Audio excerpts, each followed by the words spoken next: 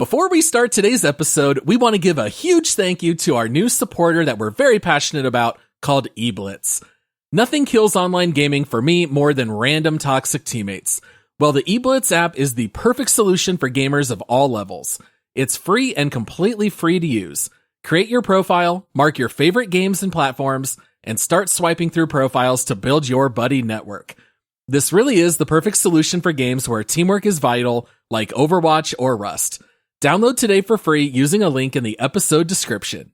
Shazam!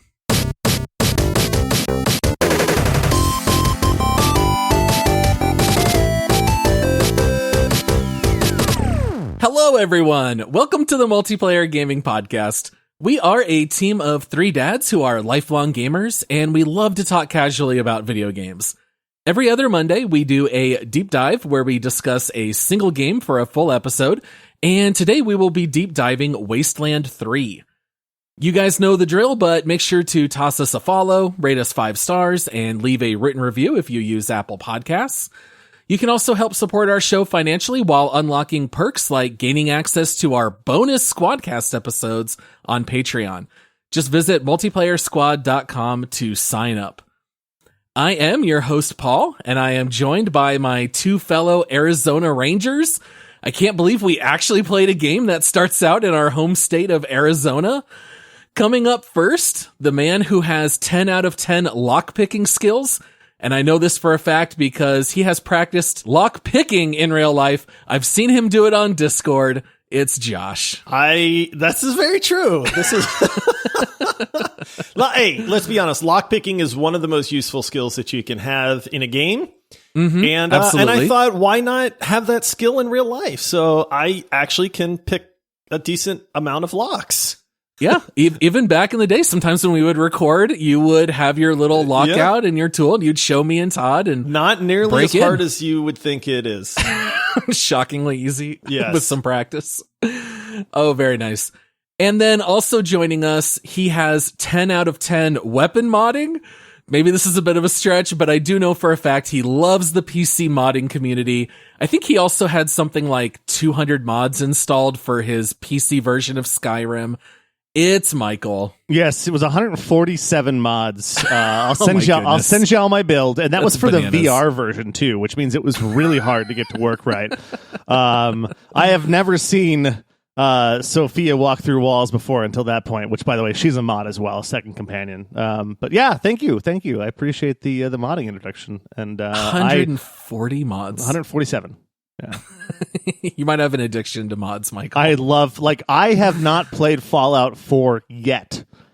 And I've modded it for about I think 168 hours of modding. Not a true story. Very nice. Well, guys, we're deep diving Wasteland 3. I feel like we've been talking about this one for a little while. Michael, do you want to tell the people why it is that we're covering Wasteland 3 today? Yes, we're covering this because our community is awesome.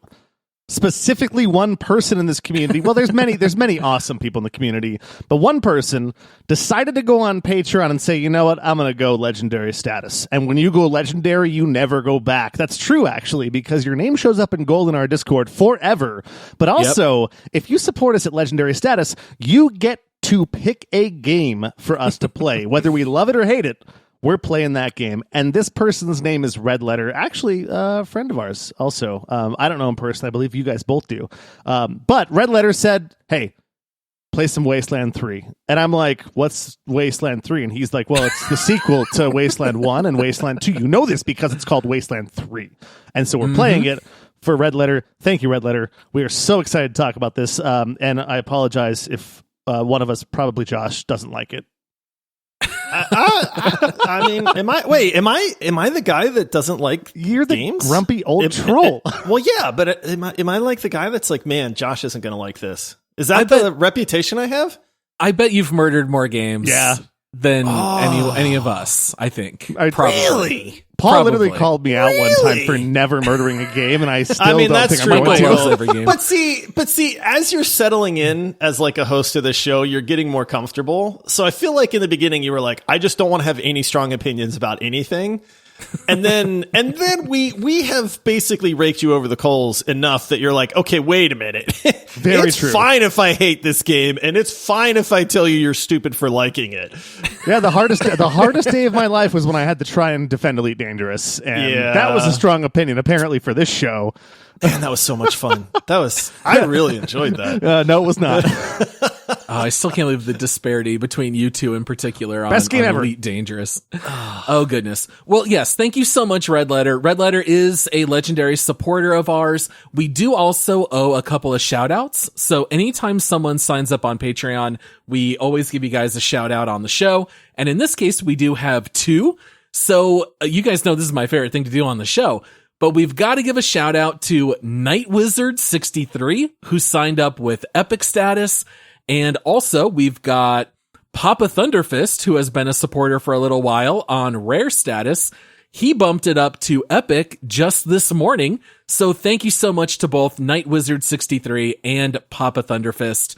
We really do appreciate the support. Woo-hoo! I wish I had a party popper right now, but it hurt everyone's ears in their cars, and it could Hit those cause an air accident. horns, Paul. The air horns. The air horns. Cue the air horn. We're going to slowly turn into every morning radio show where it's just all sound effects. Yeah. Recycle radio rock. Yes. Papa Thunderfist is a gamer after my own heart. Like I said, we just had a nice conversation about some roguelike card games. Night Wizard has been a member of the community for a long time. Just honestly, one of my favorite people in the community as well. And then let's not forget about Epic supporter Yoda, because he's been Epic for a long time now. And Yes, Yoda sir. is one of the first people to always tell everybody good morning. I actually really look forward to that. As goofy as it is, because he just pops in, he says good morning, and then I think he's off to work. But it's just really one of those things where when I start my morning routine, seeing Yoda hop in there and say good morning to everybody is a highlight. Yeah, I've never talked to Yoda because he gets up way before I do. Yeah, Yeah. I always see those good mornings a little bit too late, but yeah. But thank you all for the support. It keeps this show going, so everybody else that's listening is thankful as well. Oh, yeah, absolutely. And I do want to say one thing before we jump into the deep dive. We will give you guys spoiler warnings before we talk about any major spoilers in Wasteland 3. Now, we do have to set the stage. We're going to have to talk a little bit about the structure of the game, some of the early companions, things of that nature. So there will be some mild spoilers, but I don't think it'll negatively impact you going through the game. However, later in the episode, we will give a major spoiler warning where we're going to talk about choices we made, end game content, funny side missions, anything that we want to open up and talk about. So you can listen here without worrying, and we'll make sure to give you that warning when the time comes. That's true. We're going to let you know before we tell you the preacher is the werewolf. Yes. Sorry. We will. Oh, goodness. All right. Well, you know what, guys? It's the start of our turn. We got all of our action points ready. Let's move into position and deep dive Wasteland 3. Okay, we always start off by reading a description of the game. Here is a summary that I pared down from Metacritic. In Wasteland 3, you take command of a squad of desert rangers, lawmen and women in a post-nuclear world trying to rebuild society from the ashes. More than a century after the bombs fell, you're fighting a losing battle to keep Arizona alive. Then the self-proclaimed patriarch of Colorado radios, promising aid if you'll do a job that only he can entrust to an outsider, rescue his land from his 3 bloodthirsty children. Decide who to trust, build a reputation for yourself by making decisions that will impact the story, and decide to be Colorado's savior or its worst nightmare. All right, now one thing I did not know about Wasteland until playing Wasteland 3 are the ties that it has to the Fallout series. Oh, yeah. So, Quite a bit. yeah, for people out there, they may not know, just like I didn't, is that back in the day, Interplay Entertainment, they developed the very first Wasteland game all the way back in 1988, when Josh was only a young adult in his mid-20s. I was not an adult yet. Somehow. But I actually did play the original game. first one? I remember playing the original Wasteland. My brother and I played that game together, and I thought it was absolutely phenomenal. Josh was only 28, but his beard was already 47. True. And the original Wasteland, it looks like Zelda 1 or Zelda 2 on NES. It's got like that style graphics. So they made that all the way back in 88. And then they just sat on the IP. They did nothing at all with Wasteland. Time goes on, and then Interplay decided to make a spiritual successor called Fallout. And they did that in 1997. And of course, they kept making Fallout games. And finally, Interplay sold the rights of Wasteland in 2003. And then In Exile Entertainment finally made Wasteland 2 in 2014. And then they made Wasteland 3 in 2020 through crowdfunding. Now, this was the first Wasteland game that I played. Josh, you mentioned playing the first one when it first released. Did you also play Wasteland 2? I did. So Wasteland 3, I had not played until Redletter picked this game for us. And it's one of those games where I've always had it like on my wish list or in the back of my mind going like, man, I love the Wasteland series. I need to remember that Wasteland 3 exists. But yeah, I played 1 and 2 and loved both of them. So when Redletter said, hey, I picked a game, what is it? And I said, what is it? He said Wasteland 3. I actually got really excited. There was a very animated conversation that I had with him where I was like, yes, like, dude, thank you. Like, I've been wanting to play this game and see what it's all about. And oh man, is it going to hold up to the memories I had of 1 and 2? What about you, Michael? Was this your first Wasteland game like me? It sounds like it was. No, I played it when it was called Fallout New Vegas. No, I'm kidding. I was also very excited. I had never played a Wasteland game, but I did about a year ago. I watched like an hour-long YouTube video about the Fallout series, and it started with Wasteland. It basically went through the whole history of how like this is a spiritual successor. This kind of started the whole road, all those things that I was like, interesting. I had never heard of it. And so when Redletter picked Wasteland 3, I didn't have the elation that Josh had, but I was very excited. Yeah. Well, Michael, you are the assigned Mr. Plot of the Multiplayer Gaming Podcast. I prefer Dr. Plot. Yeah. Do you want to go ahead and kind of just set the stage for us? Tell us a little bit about how Wasteland 3 opens from a story perspective. I can sure do that. We're Rangers from the greatest state in the Union that doesn't exist anymore, the state of Arizona. And okay, I'm not gonna keep that voice going for the whole time. Sure. So sometime between the Clinton administration and the Bush administration in this fictitious world, a global nuclear war happens in 1998. And in this world, it's about 100 years later, and basically the world is what you think it would be. It's just a mess.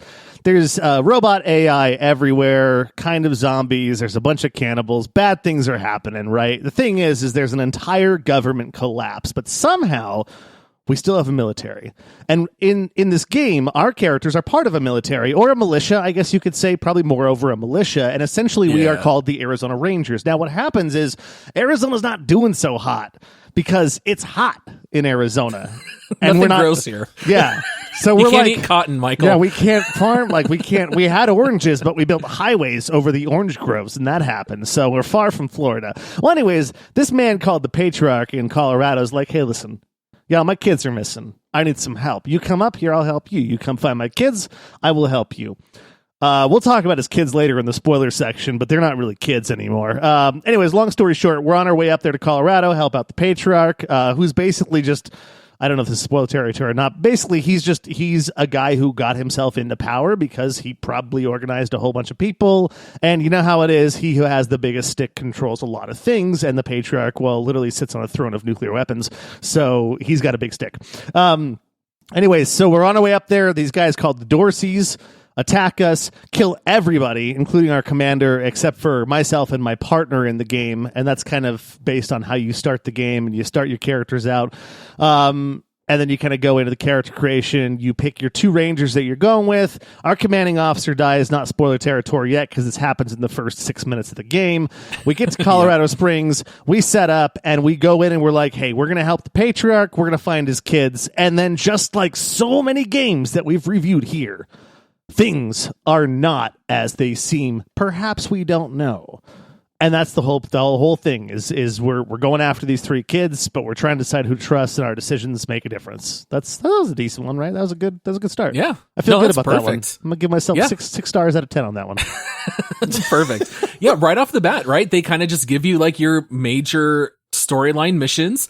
It's find this kid, and find this kid. And along the way, you're going to just have a whole bunch of side stories and stuff that kind of fills in the world and all the gaps. I think he pretty much hit all the main points. Anything you would add on to that, Josh? The game does a pretty good job of instantly making you a little suspicious of like the patriarch and people around you and stuff like that. You know, your initial conversation, this happens within the first 15 minutes of the game with the patriarch, is he basically says, listen, I think my kids are trying to overthrow me. They're all missing. I have a general idea of where they are, but I need your help. And if you help me, then I'll help Arizona. I'll give them oil and food and stuff like that. So you obviously have an incentive to go help the patriarch. But right away, it's kind of like, is this guy good? Is he bad? Do I want to help him? Maybe I want to help his kids. Like, maybe I don't want to help anybody. Should I just blow up this whole town? You know, and yep. You know, this is one of those games where the choice is yours. You can kind of play it how you want. Yeah, and there's a lot of branching stories along the way. There are almost like hidden alternate endings based on different decisions you make. It definitely lives up to the bill as far as RPG storytelling. And then Josh, from a gameplay perspective, like what genre would you classify this as? What's the gameplay like? This is 100% a cRPG, which stands for computer role-playing game. It's very akin to Divinity Original Sin 2, Baldur's Gate, Path of Exile, you know, some of those type games. It's an isometric viewpoint. You have a party. You move them around the world. You go out, you talk to a lot of different characters. There's lots of different dialogue options. You have conversations. You explore cities and the wilderness and stuff like that. You're going to fight, and fighting in this game is turn-based combat. And like a lot of other games, you have a certain number of action points that your characters can take. Shooting a gun takes a certain amount of action points. Moving takes a certain amount. Throwing a grenade takes some. Healing somebody takes some. So you use your action points to kind of, you know, do what your characters want to do in combat. You get quests. You get side quests. There's the overarching plot that we kind of touched on already. And you have a ton of choice. Like, this is another thing that Wasteland does, akin to a lot of the other games that I mentioned, is if you want to help the patriarch, by all means, be his right-hand man. Go help him out, round up his kids, bring them back. If you want to help his kids and you think, you know what, I see why his kid left. Maybe I side with that and I like their idea. Do that. If you want to just kill everybody in town and say, hey, Rangers are in town, people, I'm killing everybody. You can do that too. And guess what? You're not going to actually wreck the game. Like, the choice matters in this game. But yeah, that's basically gameplay in a nutshell. If you've ever played a cRPG, a turn-based combat RPG, you know, this falls right into that vein.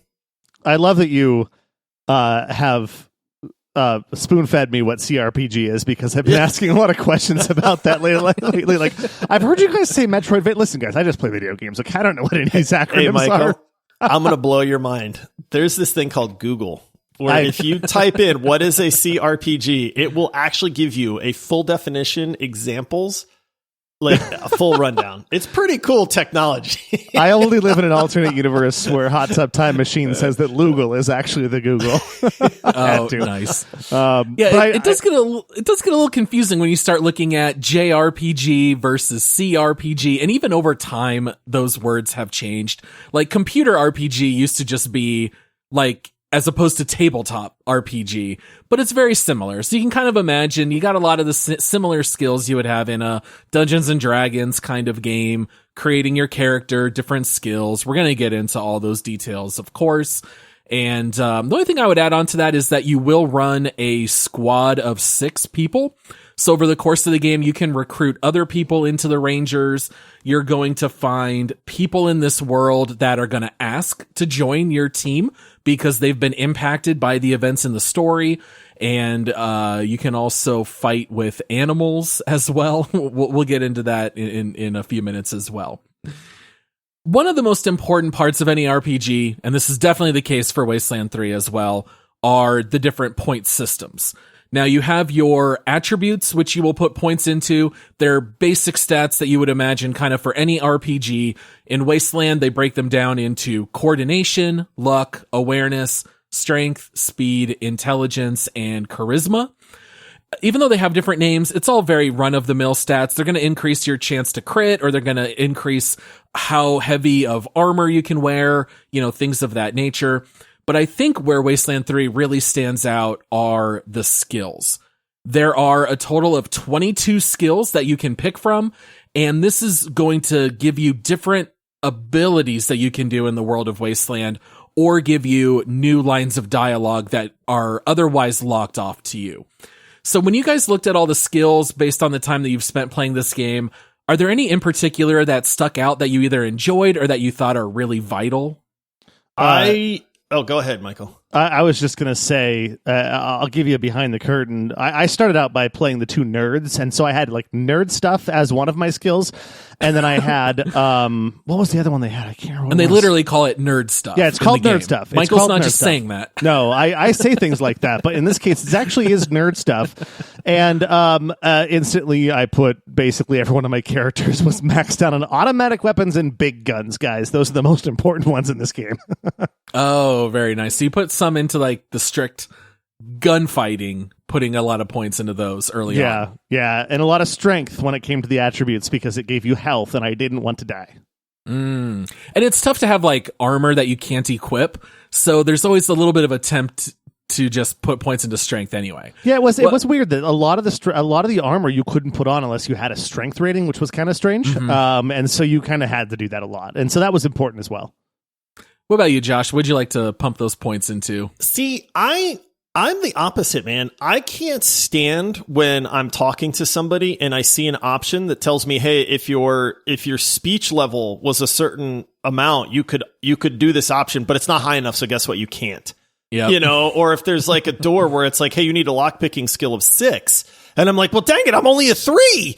Like, what's behind that door? So I have learned that I generally will go for the skills that I think are going to open up more options in a game versus like the fighting part. So for me, this game has Animal Whisperer. Well, instantly I'm like, I know I want pets. Oh, yeah. So I'm going Animal Whisperer. Michael mentioned nerd stuff. There's another one called Weird Science, where it's like, you know what? Okay, like machine guns are fun, but you know what's even more fun? A shrink ray or a microwave gun or some of these really out there weapons. So I definitely went with the Weird Science skill. And then there was a couple where it was called, for family friendly, it's called Sneaky Stuff, but they call it something much more in your face. And I'm like, I got to be able to sneak around. That's fun to do in games. And then there was 2 other ones where these actually caught me off guard, where it's basically, they call it hard ass and kiss ass. And I thought, they sure do. What are these skills? I want both of those. And so those are the skills that I genuinely focused on for the most part, to the point where we have chatted offline. There's a sniper that you get, and I'm sure we'll talk about that. But my sniper had a max of like 4 sniper skills. And she was the worst character in my party because I never actually leveled up her ability to shoot her sniper rifle. Oh, you left it too low, huh? I know, yes. So I really did focus on the non-combat skills, probably to my own detriment in this game. Yeah, it's funny because I can say that like what Josh is saying actually is important. Because you really want to diversify your party is the biggest thing. Can we talk about that? Is that okay? Mm-hmm. But it's so important that because you will go through different members of your party in the game, it's almost required that sometimes, like in your party, you have 6 people. 4 people are rangers, 2 are randos. And that's just the way it is. 2 are random people who offer, and you can't have more than 2 random people. And then there's the 4 people that are just rangers who you can just grab from your base, whatever you want to do, so on and so forth. But when you lose someone, like I had someone who had a 10 on lockpicking, like Josh had, I lost this person. And I'm like, I have a max lockpick of 2 now. I can't get into any door. And so that was also important. But yeah, the combat, my sniper was incredible, by the way. Paul, sorry, I just talked right over what you were going to say. You go ahead and talk now. You're good. I'm really hoping that Paul touches on the toaster repair skill. No, my goodness, yes. It's on my list, yes. Okay. Now, first of all, I think you touched on something really important there, Michael, which is you need to diversify your skills. Don't create every character with max first aid and max assault rifles or automatic weapons. That's not going to give you a very fun playthrough. And so in my game, I had my one dude, Yuri. I put every point into lockpicking. until he was 10 out of 10. And I had another character that I put a bunch of points into leadership. And that way you're kind of diversifying your options. If you have two people that are maxed out on the same skill, you're really just limiting your options in the game. But yeah, so Animal Whisperer, let's talk about that for a second. All right. The game has a lot of animals. They hit you with Mr. Tomcat, I think is his name. Major Tomcat. Major Tomcat right off the bat. And if you have any points in Animal Whisperer, you can basically tame that animal and they will follow you. Now, you do not get to do their action, but at the beginning of every turn, they will do their own thing. They will run off and fight people. And in my playthrough, I did put Animal Whisperer points on 3 characters. And dude, I ran around with a freaking bear in my party. I had the bear too. It was the best. Dude, the bear was amazing. It would frenzy and scare everything away. Yeah. Give me that cyborg chicken, man. The cyborg chicken was great. The cyborg chicken. Razorbacks, stags. Yeah, the does, stag was great too. Waste wolves. Yep. Yeah, there's dogs. some cool creatures. Yeah. Animal Whisperer I thought was very cool. Yeah, the Animal Whisperer was very beneficial because it was like having an extra person in your party. And some of the things you fight are more susceptible to taking melee damage, or melee if you're Paul, and some are more susceptible to like weapons fire. And so it's really funny because you see sometimes like your barrel go in and hit something and it barely takes any damage. And then you'll see, like, I was fighting this giant scorpion at one point, and my bear swiped it to like a third of its health. And I'm like, my entire party shot. All of our action points took a third of its health. The bear just walks up and goes, "Rrr." And like it's really, really helpful. Well, yeah, it's a freaking bear, Michael. It doesn't get any better than that. That is true. Cyborg chicken, maybe. Just by comedic value alone. Now, Josh did mention toaster repair. Guys, what does this even mean? I put no points into it at first, and the only time I did any Googling was, how do I make any money in this game? Because I never had enough cash to actually spend until very late in the game. And I read online, put points into toaster repair, and that's one of the best ways to make money. So randomly you run across literally toasters, and you repair it, and it gives you like a gold coin or some kind of item that you can sell. Why toaster repair? Is there like something here that I'm missing? It just seems so random. Toasters are great, man. That toast, you unlock the perk where you get the toast when you start repairing toasters. And then the toast, it's like the toast with the most, man. A piece of toast fully heals your 100%. Character and gives you bonus action points. It's like the greatest thing ever. But why toast? This makes no sense. It's magical toast. Paul? It's super toast. Who doesn't like toast? Why not toast? Everybody I can understand toast. like a scavenging ability, and you maybe like scavenge parts out of a computer. The game's humor we're going to get into a little bit later, but toaster repair is clearly just for the lulz, because it doesn't really make any logical sense.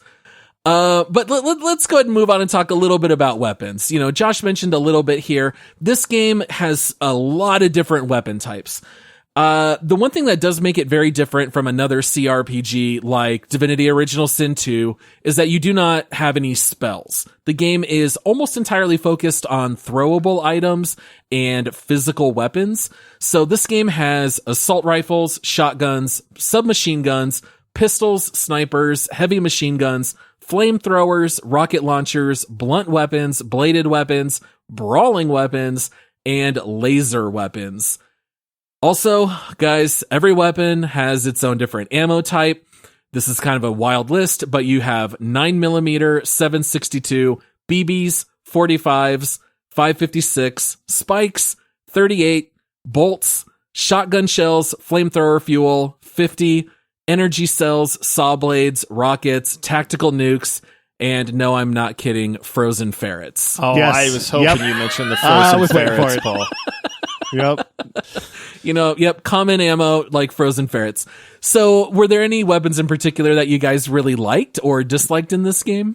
Yes, I had 2 weapons that I made sure.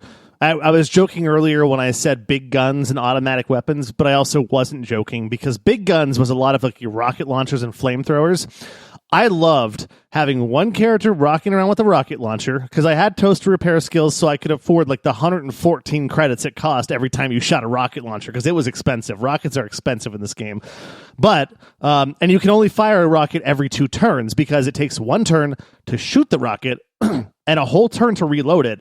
But it was really nice because flamethrowers and rocket launchers did AoE damage, which was really helpful. And so I had fun with that. And then the other thing that I really loved was having Marshall Kwan rolling around with the 50 cal because that thing just mowed people down. Very nice. Yeah, the heavy weapons were kind of fun. The only thing I didn't like about them, and maybe this is just from the way I built out my character, the hit accuracy was always so low that he would fire like 6 bullets and only 3 of them would hit, but the ones that would hit would do a lot of damage. But sometimes you'd have really bad luck and they would miss all but 1 bullet, and that always really bugged me. I always liked having weapons where my chance to hit was more in that 85 to 95%. I know for me, I relied very heavily on snipers. I had 2 characters outfitted for snipers, and by the end game, you would have where you could one-shot any of the smaller mobs.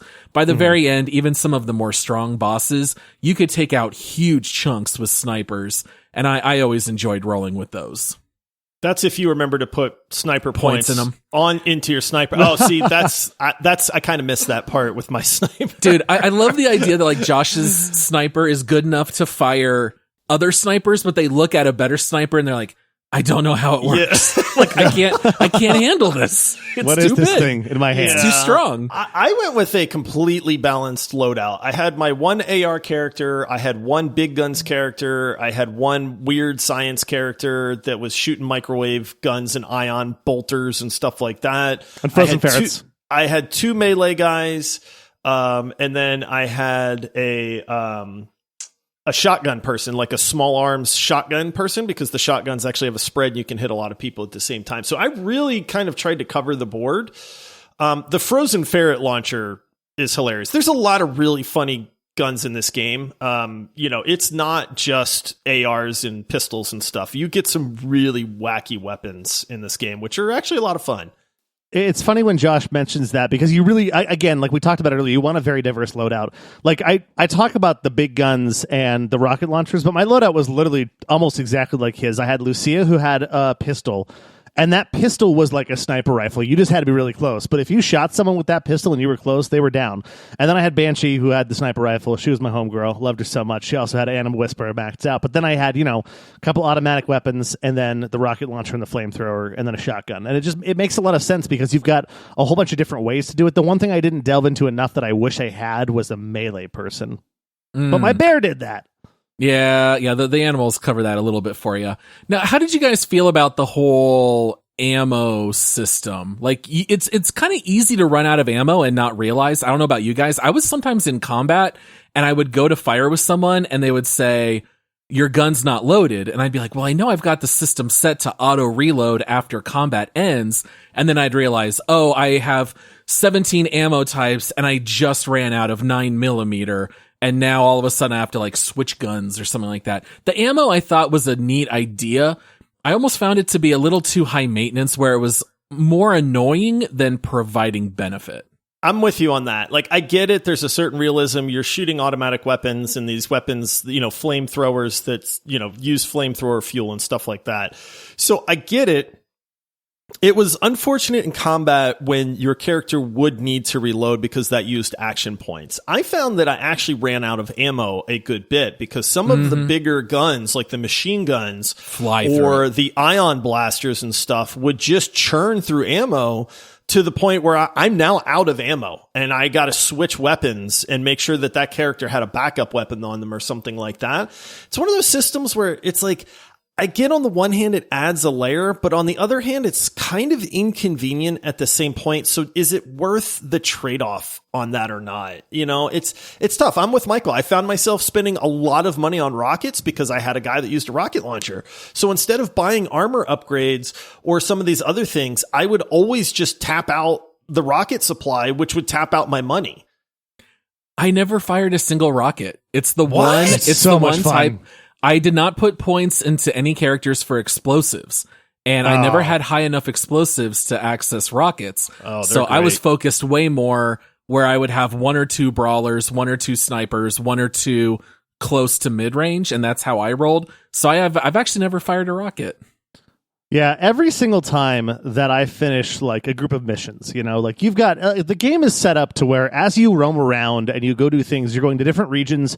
When you're done with that region on the map, when it's time to go back to Colorado Springs. And every time I did that, I literally went to my doctor and I went to my arms dealer and I spent 100% of my money refilling my meds and ammo every single time. So to Josh's point, it was kind of like, I have to go do this to make sure I'm good. So I didn't find the ammo super annoying, but at the same point, it was kind of like, if I forget to do this, I have to. And it happened one time. I was on my way to Denver, and I realized that I had money on me, which means I didn't have full ammo, and I had to drive my truck all the way back to Colorado Springs and arm up. So yeah, kind of annoying, not terrible, but yeah. Yeah, and speaking of those med kits, I think they were $40 each. Like they were expensive. You healed a lot in this game. Yes. Yeah, you need a lot of heals, and at least for the ammo, the one thing that's kind of nice is it has a crafting system where you're constantly just looting scrap, and you just convert scrap into ammo. So instead of selling scrap, I was always using that to fund my ammo, and then kind of moving on from there. Well, guys, we're at that halfway mark. Let's take a short break and hear from one of our sponsors. Today's episode is brought to you by our friends at eBlitz. Okay, you all know how much we talk about trying to remove toxicity from gaming and how we want gamers to be able to come together to share their love of playing video games. Well, eBlitz takes that to another level. Their app helps you find fellow gamers that love the games you love. Want to find non-toxic friendly people to play Minecraft with? How about a killer squad in Apex that's friendly and supports each other? Want to get your Rocket League skills on my level? Find a friend on eBlitz you can practice with anytime. No more hoping you get lucky and match with a decent teammate. Take your fate into your own hands and check out the eBlitz app.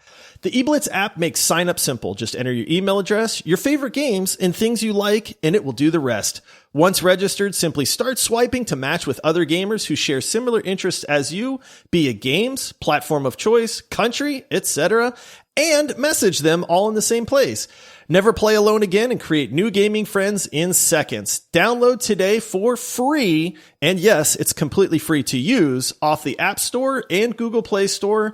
The link will be in the episode description.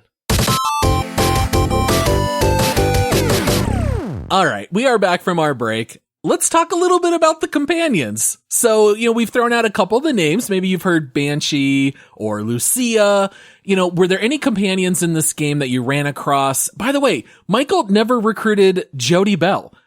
You and I were talking the littlest bit about this game, and I mentioned how Jody was one of my snipers, and you're like, I don't know who you're talking about.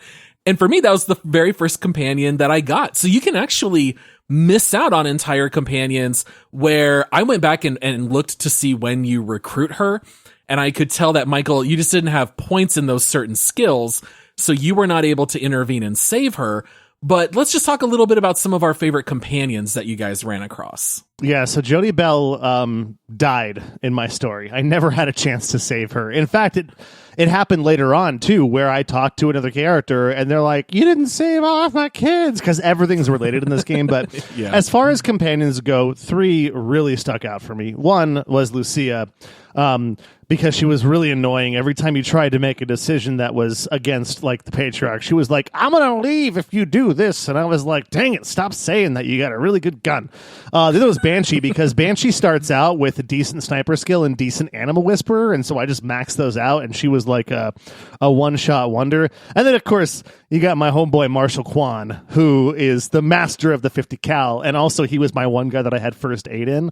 But he also was unique because he was one that you can start off with, and he basically is already a ranger, Or was he a marshal? I He's forget a which is marshal which. in the city. Mhm. Yeah, he's a city marshal, and so he's a lawman like me. And so I'm like, okay, half the decisions I make in this are going to probably affect him in the same way that I'm trying to go being kind of a lawful good character.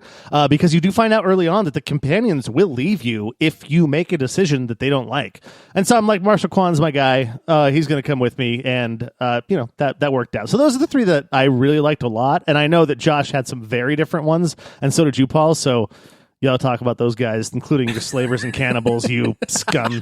Oh, see, it's funny because in this game, you start off with your two like default characters, and then you can recruit more like just generic NPC type party members from like your ranger headquarters.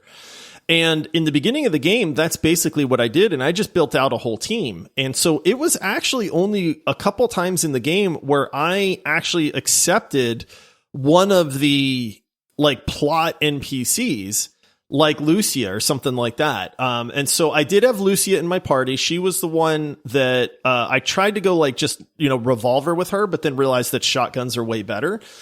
Marshal Kwan, I ditched fairly early on. Really? Yes, I did not like him. He was boring, and I'm like, dude, I need more spice in this party, man. And you're just a normal AR type guy. Wow, such good voice acting. Dude, Kwan killed the voice acting. He was my favorite one.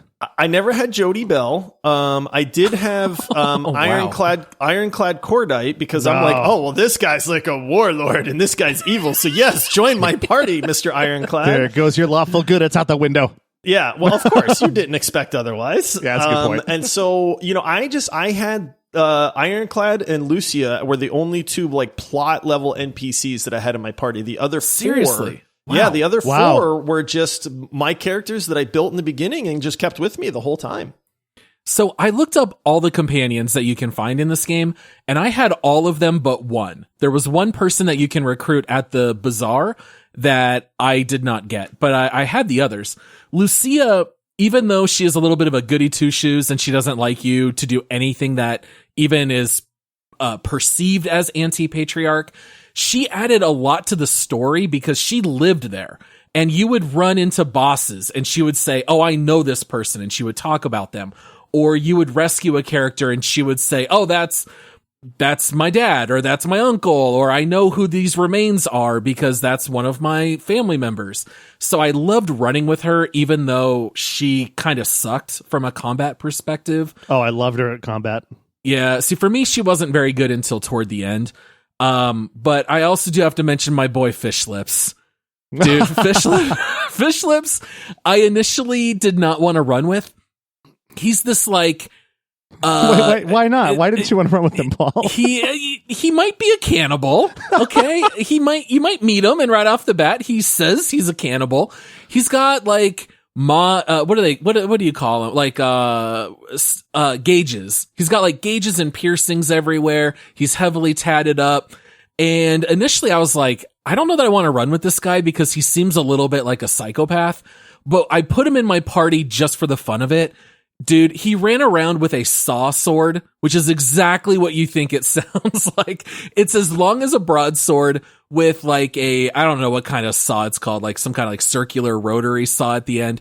And dude, he would just run around the field like a madman and bash people over the head.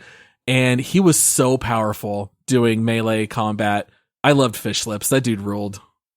I have to add about Lucia because you mentioned this. She's such a part of the plot. I kept her in my party because she is like there's like three factions in this game.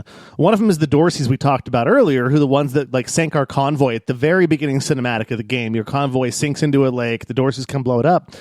Lucia is like the most attached person to the Dorseys from an animosity standpoint. And so when you actually go take down that gang, like you have to have her in her party. I really wonder what Josh's playthrough would have looked like without Lucia, because I'm not going to spoiler territory actually, so I won't do that. But it's a big deal. Like, it's weird. That's why I kept her along as well. Yeah, it would definitely be very different. All right, now we've kind of talked about like laying out the structure of the game and all the different mechanics. Did you guys find the actual combat to be fun? Because I know turn-based tactical combat is kind of high risk, high reward for a lot of people. You tend to either really love it or really hate it. Did you guys actually find the combat fun? It depends on what you're comparing it to. One comp for this game is Divinity Original Sin 2. And if you're comparing it to that, then I would say no, the combat is not nearly as in-depth, as that game. Is it fun? Yes. I think I played on a harder difficulty level for the combat because I enjoy the tactical combat and I really wanted to kind of put it through its paces. It's one of those things where one thing I do like in the game is that you might just find an abandoned building. I went into one. There was a bunch of like radioactive frogs in there that absolutely wrecked me. I got obliterated by these frogs. And then I went, okay, time to let's think about the strategy on this. Let me group my characters the right way. Let me play this the right way. And while it was a very tough fight, I wound up winning. And that's the part that I really enjoy with any kind of game like this is it's like, if you just bash your head against it, you're probably going to lose. If you play smart, use positioning, use the right, abilities and right weapons at the right time, it really does matter. And so Wasteland 3 definitely leans into that to where there is that strategy component. So the smarter you play it, the better you're going to do at combat. I found it to be okay. It wasn't bad. It wasn't great. In my opinion, it was serviceable for what the game was, but it is nothing like Divinity Original Sin 2, where I legitimately loved every moment of combat in that game. Whereas Wasteland 3, it was like, I don't hate it, but I don't love it. So comparing it to Divinity Original Sin 2, I think one of the things that game provides that Wasteland does not are combining abilities that provide synergy and build off each other. Like in Divinity, you might cause damage to a character and now they bleed and now there's a red pool of blood on the ground and now you can use another character that can use that blood as part of a spell. Or I can put down a water barrel and shoot it. Now all the enemies are wet. Now I can hit it with some kind of electric ability and electrocute all the enemies in the water. Now in Wasteland, you can shoot an explosive barrel on occasion. That's and it. Yeah, it blows up. But that's really all it is. Otherwise, everyone's just shooting with individual guns or hitting with individual weapons. I agree with you, Josh. I don't think the combat was bad, but there's nothing special about the combat in this game. It's very run-of-the-mill, tactical, physical weapon RPG mechanics. Yeah, I think your party makeup and the weapons that you choose to use and the builds that you have, like I said, I rolled with 2 melee guys, a big explosives guy, a big weird science guy. And so I think it was those aspects that made combat more fun for me because of the way I built my party.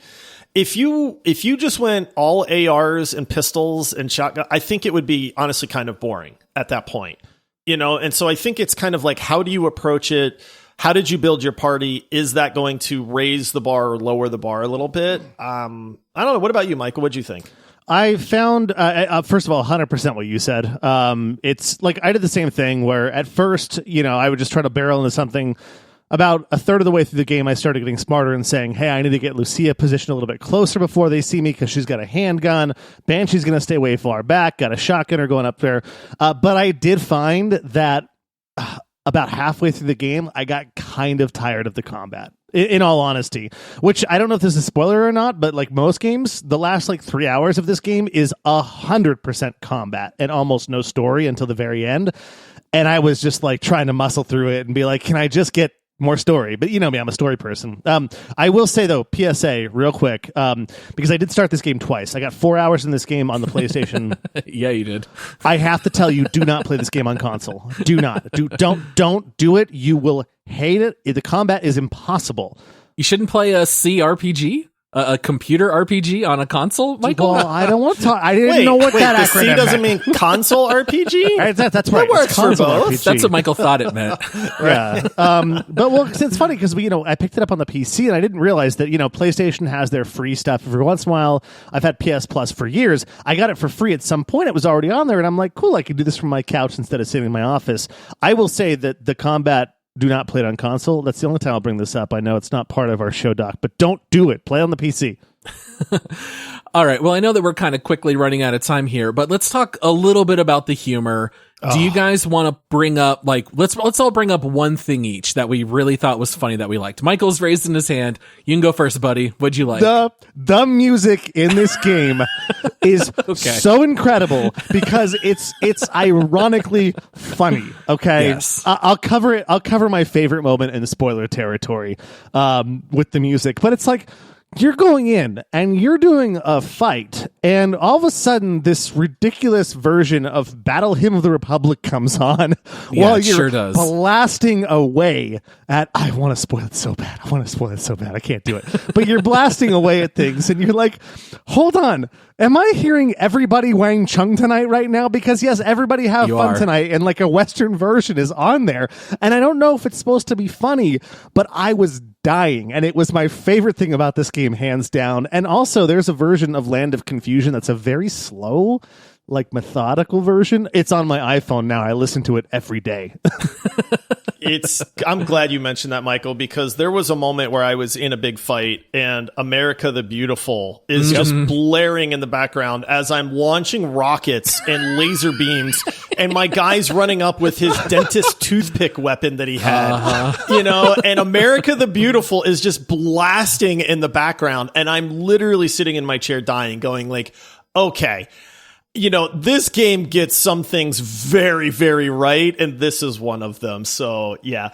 For me, it's the side quests. There is an absolute plethora of side quests, and again, we kind of split duties a little bit. I focused a little bit more on combat and side quests. I know you guys went for like plot and endgame and stuff like that, but there's some bananas side quests in this game. One, you fight Santa Claus in his elf workshop. You sure do. Which was absolutely bananas because I was like, there's no way, like, you get a radio call and it's like, hey, we're getting some distress calls. They're saying Santa Claus is going on a rampage. And I'm like, what the heck? And then I show up and it's legitimately Santa Claus and his elves. He's making drugs. Yeah, it's a drug lab. Did you smell cookies? Yeah. You got to distract Santa. Yeah, did you confront him, or did you just start? Oh, I just started blasting. Oh no, I sent him to go smell to the kitchen because I said I smell cookies, and then I broke into his drug lab where the elves were packing up and brewing all the drugs, and then that's when he caught me, and then all heck broke loose after that.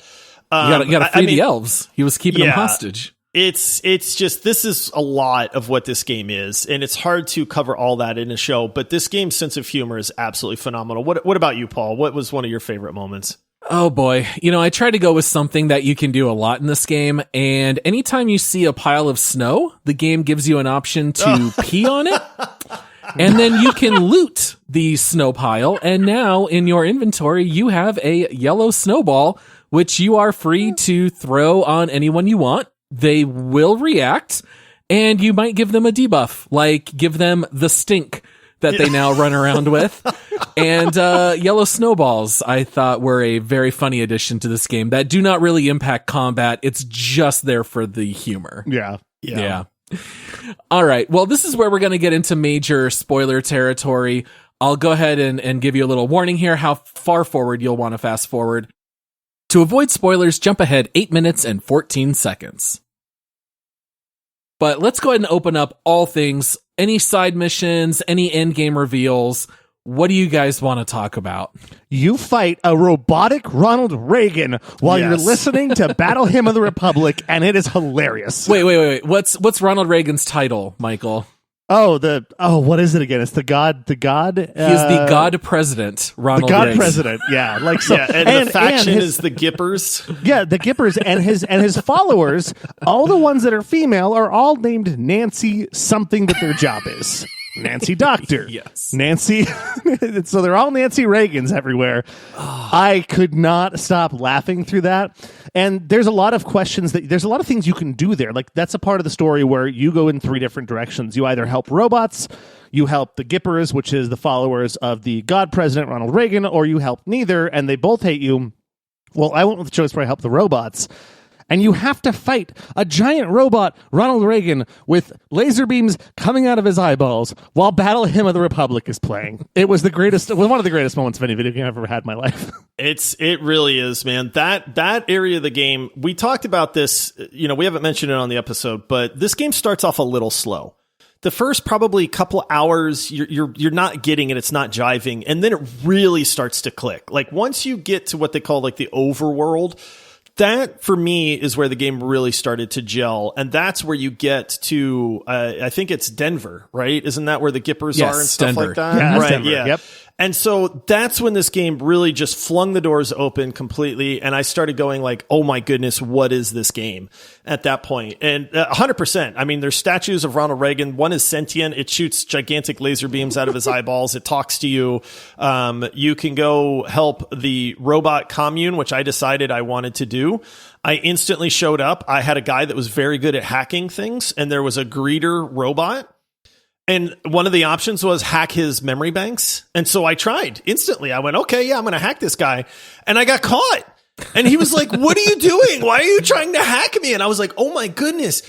And then it's funny because in that, if you follow that quest line, every bad thing that you even attempt, they bring back, and they bring it up to decide if they're going to ally with you. And I thought that was so cool that the game is keeping track of the fact that it's like, well, when you showed up, the very first thing you did was try to hack the greeter robot. And I was like, oh, I'm sorry about that. I didn't know you were watching. Yeah, exactly. Yeah. And then one of the best parts is if you help the robot commune, which I decided I wanted to do, your reward is a party pal robot, which is a giant traveling disco ball that I was like, what is this thing? This thing's going to suck. Like, because if you help one of the other factions, you get some amazing rocket launcher. But the party pal was the best thing ever. Anytime combat starts, he starts doing like these disco lights and everything, getting everybody amped up. And then he just sits there and shoots like healing darts at your people and stuff. So I was like, this is great. I have to say, since we're talking about Denver real quick, because I know Paul's probably got something funny to say too, but like, the only thing that took me out of the whole Denver story is that the commune for the robots is in the Denver airport. Okay, anybody that's been to Denver, the Denver airport is like 70 miles away from Denver. It's awful. I just had to say that. I don't know why I had to say that. This game definitely has some liberties with how far apart things are, because in this game you can drive from Yuma to Denver in about 30 seconds. Yeah. So I think they just do it for the sake of making it easy. Yeah, I know. I just had to bring it up. What about you, Paul? I think just kind of jumping straight to end game. The game does put you in a position where you finally have to make a choice whether or not you're going to support the patriarch or work against him. And the whole game is kind of leading up to that moment. You find out some details about the patriarch. Of course, he's not all good. He's a tyrannical dictator of the area. He's holding people hostage in prisons below his palace. He's not he's not the worst dude in the world, but he's not great. And in my playthrough, it seemed very obvious to me that you're supposed to bring him down. I don't know if you guys felt the same way or not. And my team, basically half of the people said, I'm not going to support you while doing this. And so I had multiple people who either I had to arrest and hold hostage while I work against the patriarch. Our boy, Quan says, I'm not going to do it. I'm not fighting the patriarch. And to be honest with you, I would go fight with the marshals to defend the patriarch. And then my only option was kill Quan or stick him in prison. And also Lucia said, I'm not going to do this. And she pulls out a gun to shoot me. And then Angela brings out her gun and shoots her instead. So the game puts you in a position where you're going to lose like half of your party members. And I felt like that's what the game wanted. But I don't know that it really made any sense, because the patriarch wasn't like a real hero. It seemed kind of silly to me that we were going to lose our own squad members' lives over this, and it was such a bummer then to lose out on some of my favorite party members. My favorite thing to do is disagree with Josh, but I'm going to disagree with you, Paul.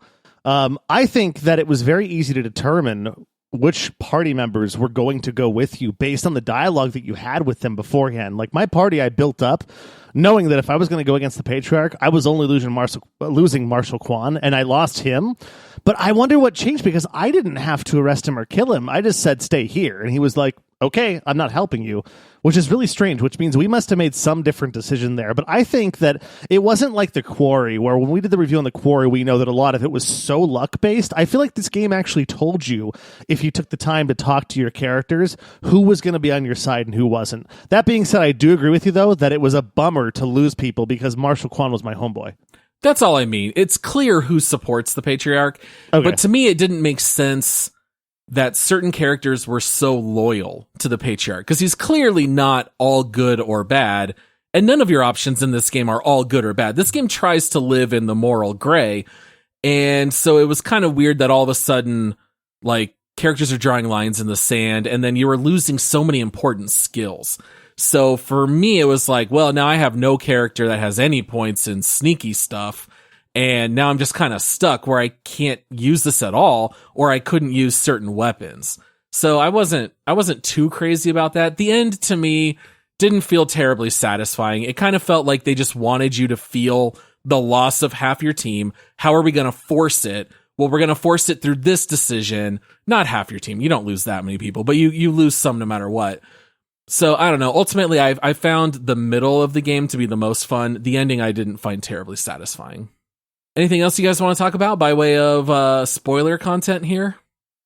No, I mean, there's a lot to this game. And like I said, between the missions and the choices that you can make, this game has a ton of different endings. Your choices really do matter. And they matter even in the side quests and some of the smaller dialogue options and stuff. The game actually does a good job of remembering that. So if that's up your alley, then I think this game fits with that really, really well. But yeah, spoiler-wise, that's probably it. I don't want to spoil too much, but there's some funny moments and some of the overall plot stuff that I think we had to cover. Yeah, absolutely. All right, well, we gave a few of our thoughts about the game. Josh, you've got some community reviews to read for us? I do indeed. So as we always do, we always try to give some different viewpoints on the games that we cover. We go to Steam for that. I pull some of the reviews from there. I always try to find a couple good ones, a couple negative reviews, just to give you a balanced viewpoint on this. So this first one comes in as recommended. Person has 150 hours on record, so they've played this game quite a bit. And it says, if you are like me, middle-aged dad with some downtime between watching the world end and helping your kids with pandemic-caused on and off homeschooling, a job that is slowly sucking the life out of you, and you loved playing old-school RPGs like Forgotten Realms games, Fallout 2, Baldur's Gate, Planescape Torment, etc., this escape into a world that feels like it could be reality any day now gives you the fantasy that you have any chance of surviving such an end. Plus, it has references and jokes about the world you grew up in before your baby boomer parents set it on a path to the hellish landscape it is today, and you get to fix toasters for cool prizes.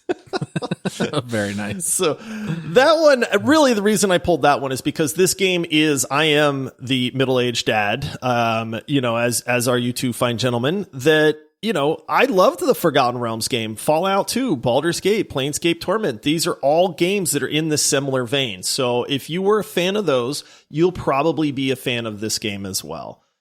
All right, so this next one comes in not recommended, 0.8 hours on record. Oh, dang. That's not much time at all. So they made a quick decision on this one. And it says, remember how great Wasteland 2 was? Remember the gritty, serious atmosphere with humorous flavors? Remember how strategic combat was?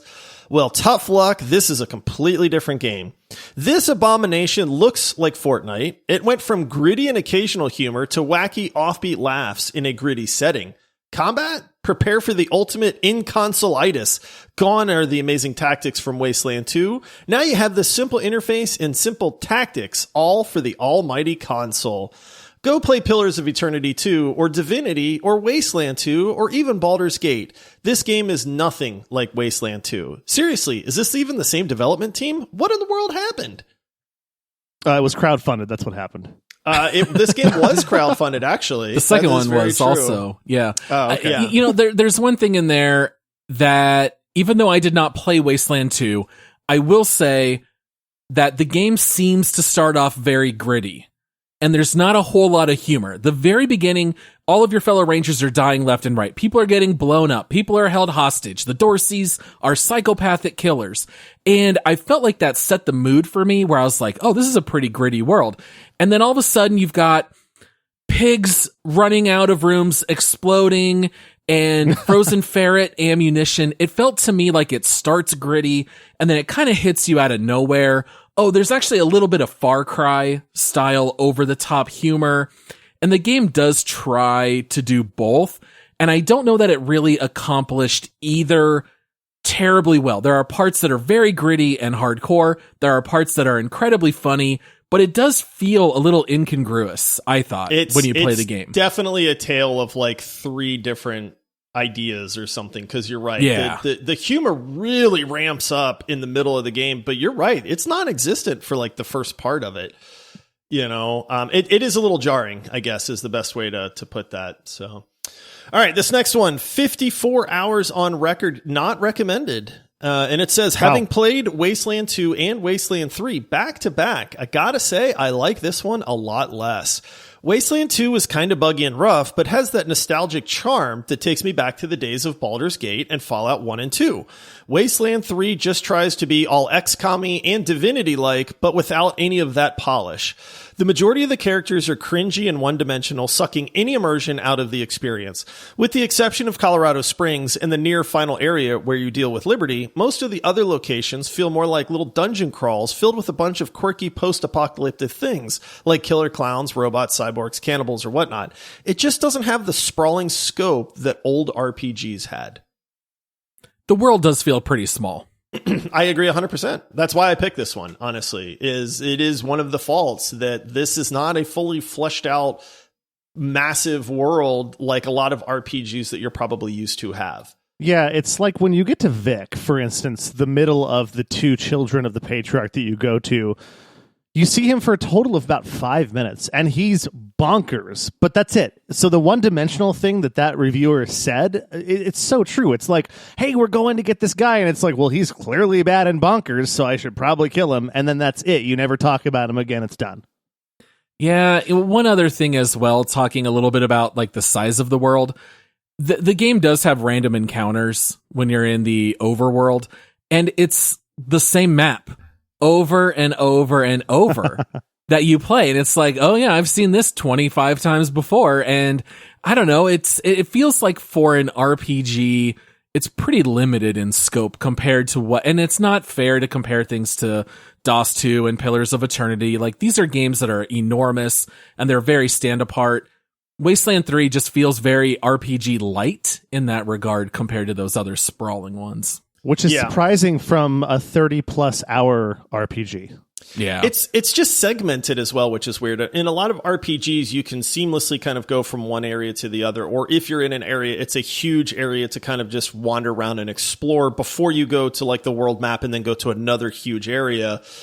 In Wasteland 3, it's the opposite. It's like you have these smaller areas where you're in a town or you're at, in Denver or an airport or side mission with this big sprawling overworld map that you drive your truck around. But there's not a lot that happens there in that part. And so it's just a little backwards. Yeah.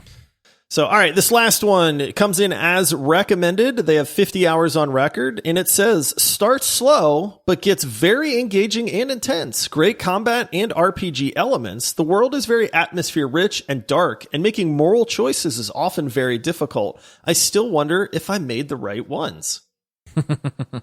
So, and Paul, you touched on this. This game lives in the world of gray. There's very seldom is there a right and wrong decision. And sometimes even if you think there is and you go, well, I'm going to make the right decision, it turns out that wasn't actually the right decision. Yeah. And so this game does that a lot to where it is very just in that middle gray area to where it's hard to know if you're making the right decisions and is one way really like a big swing or not. And that's probably the best compliment I can give the game. I do appreciate that they put you in difficult situations and you have to make a choice. You're going to live with your consequences. And if you're really into this game, you're really going to love multiple playthroughs because you're going to get to make different decisions and see how it plays out.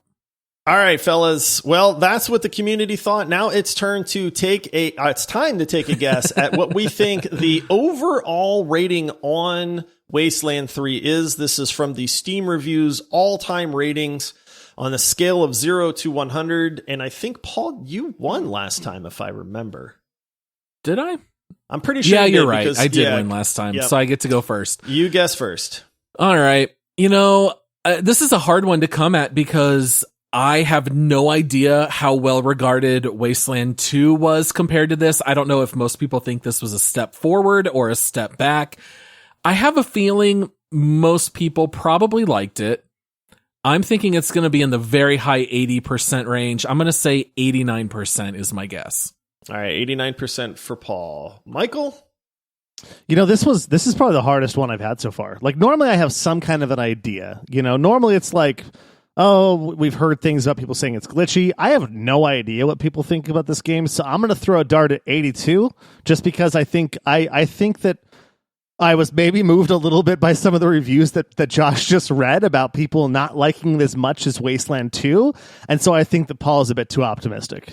So I'm going to 82. All right. Well, I wrote my guess down before I checked the scores, and it just so happens that I actually hit this one right on the head. So unless one of you two stole my guess, then I knew that I was going to get this one. I guessed 84%. I thought, you know what, this game's fine. There's enough to like. There's some things that I could see people not liking. So I figured it was going to be very middle of the pack score wise, which in my mind put it somewhere in the low to mid 80s. And I just guessed 84, which it exactly is 84. Wow. All time reviews. So see, I don't like this genre of RPG where it's the turn-based tactical. So for me, I'm thinking like maybe I'm just missing something that other people would have. So I gave it like a little bit of a 5% boost for that. But 84 honestly is probably about where this game deserves to be. Yeah. Yeah, I agree with that. All right. Well, that means I am your new champion. And my first decree as champion is that I get to introduce this next segment. So hit that music, Paul. Partybot, hit that music. Oh, yeah. Oh, nice. Hey, Angela Death. If you were a Transformer, you'd be Optimus Fine. Good old Angela. That was great. I didn't realize until like the very last time I talked to her. It's like, oh, Angel of Death. Angela Death. Angela. I'm really dense. Yeah. Nice little play on words there. Did you also notice names like Liberty? And Victory. the throne of nukes that the Patriarch sat on, that killed him. I saw it. I was like, he's literally sitting on a throne of like missiles. Well, it was like the Iron Throne from Game of Thrones, exactly, but with rockets instead of swords. Yeah. Yep. All right. So this segment is called Make Love, Marry, or Murder. This is where we are going to rate the game individually. We read some of what the community thinks, what the overall score is, but this is where we're going to tell you what we actually think about this game. A marry means you should absolutely play this. It is worth your money. Listen to this podcast and then go play this game because we think you're going to love it. Make love is, hey, probably worth it. It's a lot of fun. I definitely don't regret playing it. And then murder is steer clear. This is not worth your money or your time. Take a recommendation and just look somewhere else. I'll go first on this one since you guys think I'm always negative on everything. It's not a murder for me. This is a make love. It's not a great make love. It's not a bad make love. It's a very middle of the path make love for me. When I first started playing this game, I kind of went, man, I don't know if this game's going to work for me. Like, it seemed a little low budget. It seemed a little weird. And then it picks up in the middle of the game. And then the end is, it's okay. But I was left with just that this is a fun RPG for what it is. I didn't ever mind playing it. I'm not sure I ever really looked forward to playing it like a whole lot, got really excited about it. So it's just a normal make love for me. I think it's plenty fun to play, but I don't think it's super memorable either. I think that's totally fair. What are you thinking, Michael? I hated playing this game twice. When I started on the PlayStation 5 and I played through 4 hours and it was awful because the combat was just so hard to figure out. And then I had to do it again on the PC. I had to start over and do it again. And I hated the first 4 hours. And then I found myself looking forward to playing it after that for some reason. I think once you got to, spoiler territory, which I won't mention since we've already gotten past that, there are some funny and fun things that happen. That being said, I don't love this game. I'm not marrying it. I think it's fine. It's a fine game. I'm making love to this game. It's totally worth, what does this game cost? Like $20, $10, $12, something like 40. that? 40. 40? Okay, whatever. It's worth $40. It retails for 40. This game's been out for a long time. You can get it for much, much cheaper. Yeah, I think it was. I think my playthrough was like 31.3 hours, something like that, and about 25 hours of that I had a great time with, and I think that's totally worth it. And it's fine. It's a fun cRPG. I looked forward to playing it. It's very casual. That's what I liked about it. Is it's not something super intense. You don't have to put a lot of heart into it, but you get to enjoy a good story. I'm making love to this game. Yeah, I'm gonna agree. It's not bad enough to murder. It's nowhere near marriage material, in my opinion. This game does not hold a candle to any of the Fallouts. I get that they're both post-apocalyptic. They kind of come from the same roots. This game is perfectly meh, which I really hate. Like, I always joke with you guys, I would rather really love a game or really hate a game to record the podcast. This game has fun moments. It has boring moments. I think the combat is lacking. I think the story is decent. I will agree with Michael. The first couple hours, I think, are pretty horrific. And then the game kind of hits its stride, and it's pretty darn good in the middle. And then at the end, it kind of loses that steam again, in my opinion. I kind of feel rather blech. It's, especially compared to other cRPGs, this is one of the worst, in my opinion. Now, it is a genre that I love in general, but my goodness, do you have better options? If you have played all of the major RPGs and you're really hurting for another one, then this game's perfectly fine to pick up, but don't expect it to blow your moldy socks off, which, by the way, you do loot a lot of those in this game as well.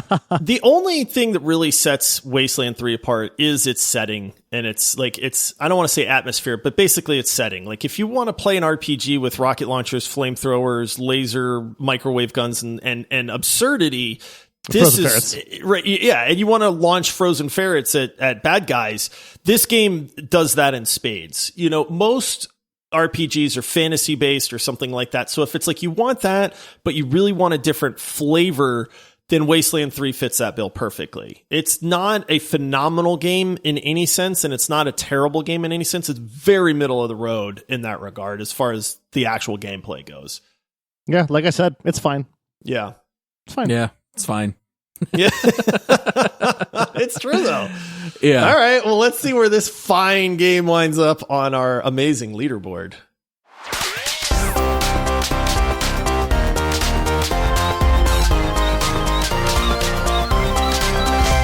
All right, so taking a look at our leaderboard, guys, if anyone here is new to the show, our leaderboard is where, as a consensus, we have to agree where to place this game as opposed to all the other games that we've done a deep dive episode on.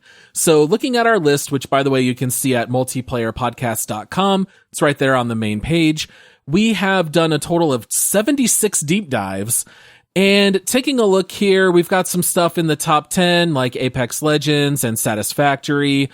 Towards the middle of the pack, we've got Killing Floor 2 at 37. We've got Keep Talking and Nobody Explodes at 42. Down in the 60s, we've got some stuff like Human Fall Flat, Minecraft Dungeons, and then towards the bottom, we've got stuff like Hood, Outlaws, and Legends.